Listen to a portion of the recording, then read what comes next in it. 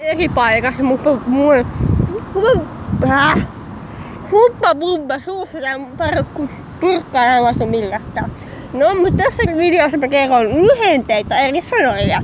Eli jos et jaksa vaikka sanoa sitä sanaa, joka on vaikka todella pitkä, niin sit voitte sanoa lyhenteellä sitä.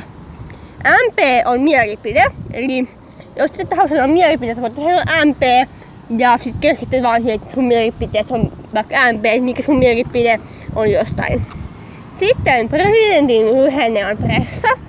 Jos ei halua sanoa presidenttiä ihan sellaisena, mitä se sanotaan. Rehtori on reksi, opettaja on opska, toveri on kamu. Anteeksi on anteeksi ja ei tuu siihen. Ja sitten ei pahal, niin siinä tulee ei pahal, eli L tulee eikä tuu ana. Ja sitten ent on että lyhennet en mä tiedä.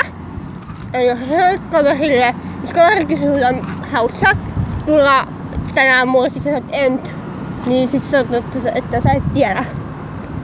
Tää mä tiedän. YMS on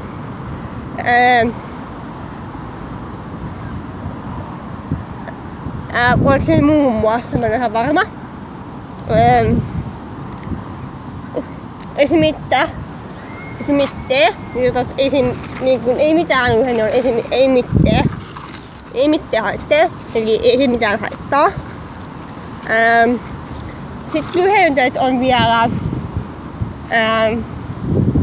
vartijasto, vartsu, eli se on vartijan lyhenne. Bussi on bus, jos sanoo englannin kielellä bus, bus. Sitten on eri lyhenteitä, sitten on, jos ette halua sanoa niin edelleen, niin sanotte JNE ja se on niinku lyhenne niin edelleen. Niin, ja sitten niin edelleen. Niin. Ja sitten on lyhenteitä myös raks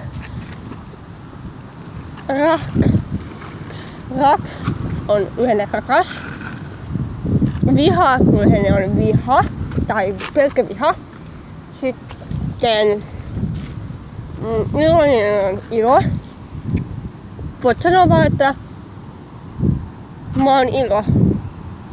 Ja sä oot iloinen. Mitä kuuluu, niin on mitä kuuluu. Niin jos sanotaan hyvää, niin on hyvä.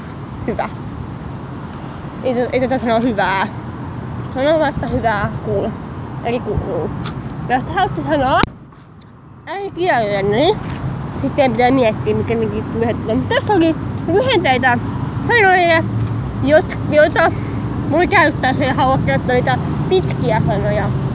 Näitä voi käyttää vaikka se sana olisikin just mä esimerkiksi käytän joskus emt tai YMS tai niin edelleen, eli sitä JNE, sori.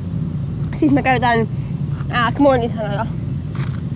Ja no mä sanon presidentti, enkä pressa, mutta joskus sanoo presidentiksi pressa, se on lyhenne presidentistä. Koska presidentin nimi on niin pitkä. Ja rehtori on reksi. Ja opettaja on opska, mutta opskakin on lyhenteenä. Ja mökki on mök, koti on kot, kauppa on kaup, työmies on työmie. Jos et halua sanoa työnainen on työnai. Työmie, työnai. Minusta ei kyllä tuo työnai, koska minä en halua mikään nainen. Sitten minun lyhente on mie, sinun lyhente on sia, sinun lyhente on he. Ja menee sitten substantiiveihin. Moikka!